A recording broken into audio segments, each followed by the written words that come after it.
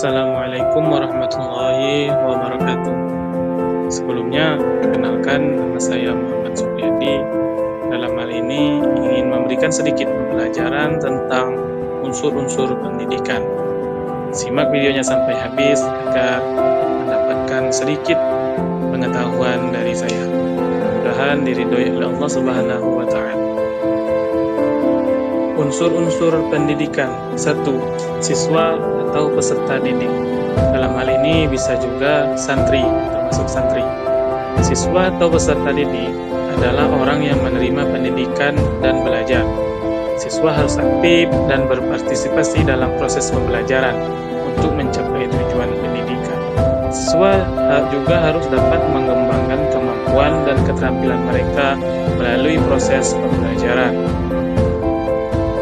Unsur-unsur pendidikan yang kedua yaitu adalah guru atau pendidik.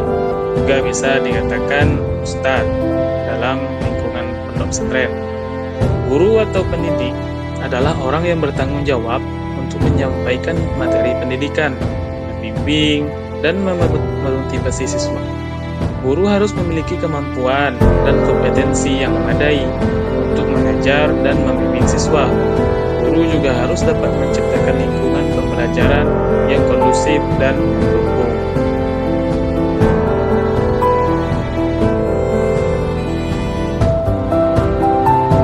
Unsur-unsur pendidikan yang keempat adalah materi pendidikan.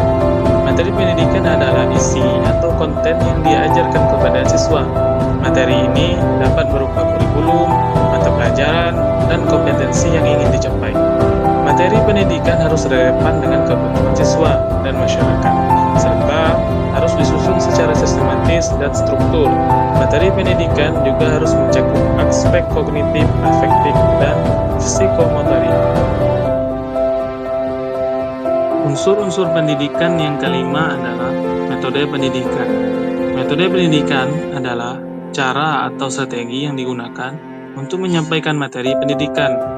Metode ini dapat berupa ceramah, diskusi, proyek, eksperimen, dan lain-lain. Metode pendidikan harus dipilih berdasarkan kebutuhan siswa dan materi yang diajarkan. Metode pendidikan juga harus dapat memotivasi siswa dan meningkatkan partisipasi mereka dalam proses pembelajaran. Unsur-unsur pendidikan yang keenam adalah lingkungan pendidikan. Lingkungan pendidikan adalah tempat atau suasana di mana proses pendidikan berlangsung. Lingkungan pendidikan harus kondusif dan mendukung proses pembelajaran. Lingkungan pendidikan juga harus dapat memfasilitasi proses pembelajaran dan meningkatkan pemahaman siswa. Unsur-unsur pendidikan yang ketujuh yaitu keterlibatan orang tua dan masyarakat. Keterlibatan orang tua dan masyarakat adalah partisipasi aktif orang tua dan masyarakat dalam proses pendidikan. Keterlibatan ini dapat berupa dukungan pada kegiatan sekolah, partisipasi dalam kegiatan ekstrakurikuler, dan lain-lain. Keterlibatan orang tua dan masyarakat harus dapat memfasilitasi proses pembelajaran dan meningkatkan kualitas pendidikan. Unsur-unsur pendidikan yang ke-8 adalah kurikulum. Kurikulum adalah rencana pembelajaran yang sistematis dan terstruktur. Kurikulum harus disusun berdasarkan tujuan pendidikan dan kebutuhan siswa. Kurikulum juga harus dapat memfasilitasi proses pembelajaran dan meningkatkan pemahaman siswa.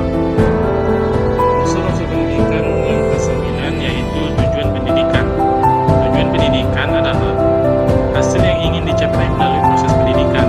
Tujuan ini dapat berupa peningkatan pengetahuan, keterampilan, dan karakter siswa. Tujuan pendidikan juga dapat berupa pengembangan kemampuan siswa untuk menjadi warga negara yang baik, produktif, dan berkontribusi pada masyarakat. Tujuan pendidikan harus jelas, spesifik, dan dapat diukur. Terima kasih telah menyimak video saya sampai akhir. Saya ucapkan terima kasih dengan segala perhatiannya. Mohon maaf jika ada kesalahan kata penulisan.